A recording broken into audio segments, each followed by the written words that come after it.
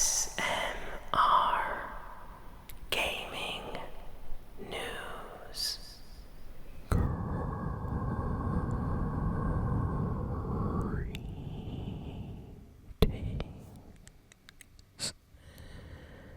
everyone, and welcome to ASMR Gaming News. Please hit that like button, sit back, relax, and let's begin. So, we have a lot of gaming news this week, so let's start with the Fortnite news first. So, Fortnite had a big update come out this week for the new OG Season 8. For those that don't know, Fortnite has been slowly cycling through all of the Chapter 1 seasons, and we are now officially in Chapter 1, Season 8, for the OG mode. And this season is special because it's the first time when the Fortnite OG map really changed significantly. I would say Seasons 1 to 7, you had areas like the Ice King's castle and stuff like that, which were basically added to the map. But this is one of the first times where a major location like Wailing Woods was not only destroyed but completely replaced. So we now have a volcano on the map. You can actually go inside the volcano and fly. Basically, it helps you glide to new locations. It looks really nice. And then close to that is like an ancient kind of like temple area in the jungle. Looks awesome. And then a little bit farther from there, you have an area outside of the volcano, which is more of like a jungle pirate area. So yeah, there's just a lot of new stuff that this update added to the game. Like specifically to the top right corner of the map, I would say. So yeah, we have so much like on the map now, so many locations, and this season personally I would say is the final Fortnite season, like Season 8, before major changes happened to iconic locations like Tilted Towers in the next season gets completely changed to a futuristic one, which I don't really like, I'm gonna be honest. And locations like Retail Row also get completely changed to be more futuristic. And I would say Season 9, Season 10 of Fortnite Chapter 1, I was not a big fan of at the time, especially Season 10, like the 10th season. But that, you know, that already is famous because the mechs and everything, people just did not like that season. But yeah, that is a big Fortnite update that just came out this week, so definitely check out the OG mode if you've never played Season 8, or if you're feeling nostalgia for the old days and you want to experience it. A lot of the old weapons and things are back, it's fantastic. But that's not all. So Fortnite, I would say Fortnite for the first time ever, since I started playing Fortnite basically back in Season 0, Season 1, for the first time ever, they really put a lot of work into the April Fool's update this year. Fortnite has always done something small for April Fools. Usually it was just like a joke, funny skin, or emote releasing on the shop, or they'll add like a funny weapon to the map or something like that. But this year they did something completely different. They really gave us an April Fool's update. So on April Fool's, Fortnite gave every single skin a giant head. Yes, a big head, like a bobblehead. If you ever used a bobblehead or a Funko Pop, that's basically how every single Fortnite skin looked on the map as you play, basically. And it was hilarious just seeing like characters that you use all the time in Fortnite with just giant heads. So I played with the Travis Scott skin and he just had a big head, and you know, there's like players playing Playboy Cardi, Sabrina Carpenter, Goku, and they all have like giant heads. It's hilarious. And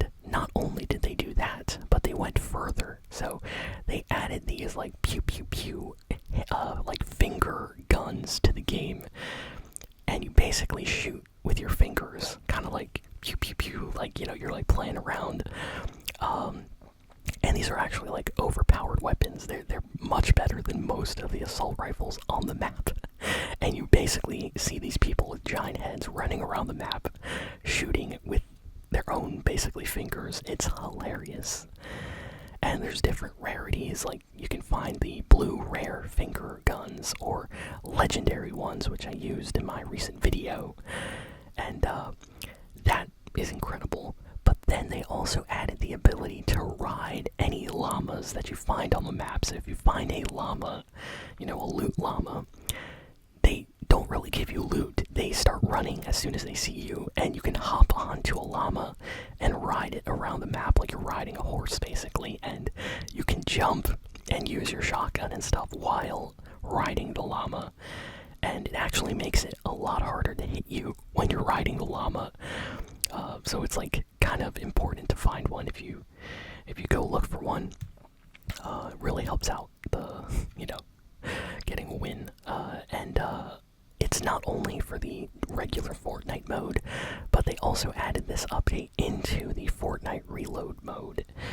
And people loved this update so much. Like, people were messaging Epic on Twitter, Reddit, Discord, Twitch streams. A lot of content creators were like praising them for this big April update. So Epic decided to extend this April Fool's update until April 8th, I think. So it's going to last a few more days, but only in the Blitz Royale mode. So Fortnite Reload and the regular Battle Royale mode are back to normal now. But if you still want to experience this April Fool's kind of prank version of Fortnite, go play Fortnite Blitz Royale today because it is incredible. I love that Epic Games decided to do this, and honestly, I'm surprised that out of all the years of doing just small, simple April Fool's updates, they finally decided to do something absolutely crazy for this one. So, yeah, props to them for that. Next, we got some news about the biggest movie of the month releasing. Super Mario Galaxy. Yes, the Super Mario Galaxy movie just came out, basically. I think it launched on April 1st worldwide. And this movie has already broken multiple world records. And it just came out. The movie is doing extremely well for Nintendo. It didn't get the best critic reviews, like actual professional critics gave the movie a low review score. They did the same with the previous Mario movie, but the actual audience score is quite high. A lot of people are saying they, love the movie, they enjoy it. Apparently, what I'm hearing is it's better than the first one. The first one kind of set things up, and the second one just does a ton of crazy things with a bunch of different characters. And there are a lot of Nintendo cameos, so if you love Nintendo, if you like Mario, definitely go see the Mario Galaxy movie. I will probably go see it this next week. I really, really want to see it, so yeah, can't wait to go see the movie. I enjoyed the first one. Next, we got some news that a new Lord of the Rings game is going to be basically coming out, and it's being developed by the developers of the recent Tomb Raider games, so Crystal Dynamics. That is honestly like the best news ever, because Crystal Dynamics, for those that don't know, they are actually very talented developers. So having a Lord of the Rings game based on maybe the movies or books by these talented developers could mean we'll get a fantastic game. We haven't got, like, I would say, a new Lord of the Rings game in the last few years. The only thing I can think of was that kind of like Animal Crossing, like Hobbit game that came out that didn't do so well. And there was also like a Mines of Moria game, which also did not get the best reviews. Oh, and that, what's it called?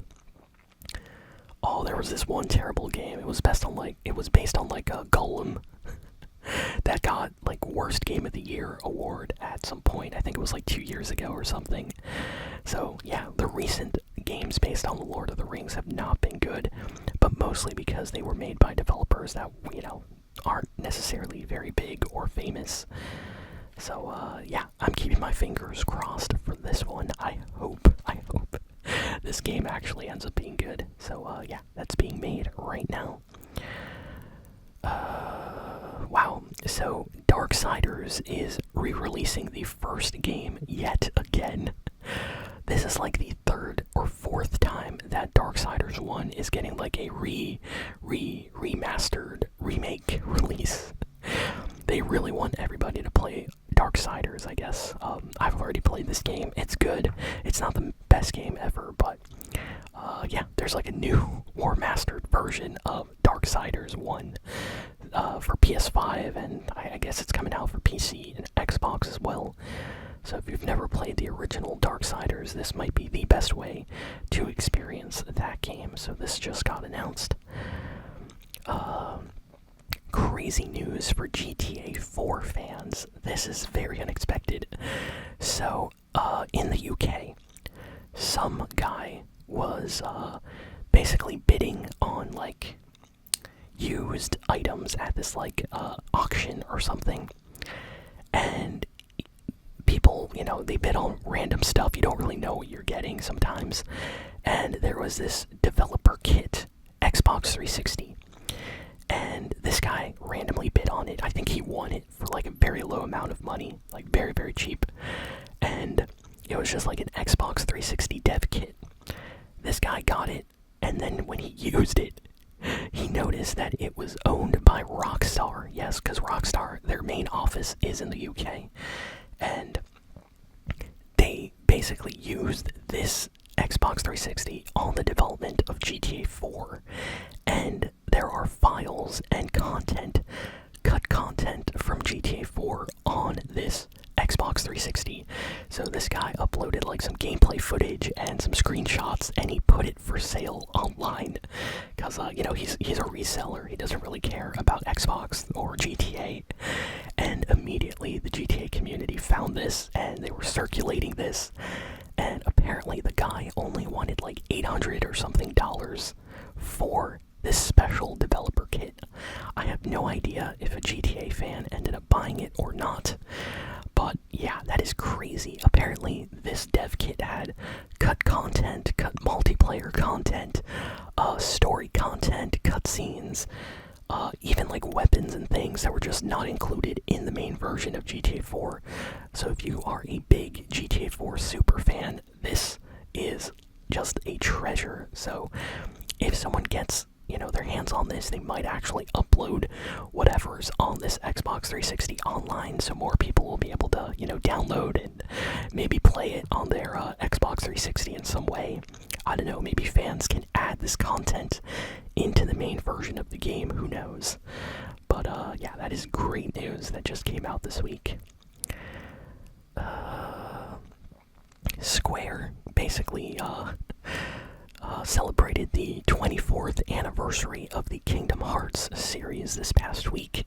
It has been 24 years since Kingdom Hearts 1 first released, and they basically said like, hey, we know that Kingdom Hearts 4 is still in development. Please wait at least one more year. But we just want to say happy 24th anniversary, and we are celebrating with all of you fans. So they put out like a small artwork to kind of celebrate the occasion. But yeah, a lot of Kingdom Hearts fans are waiting for Kingdom Hearts 4.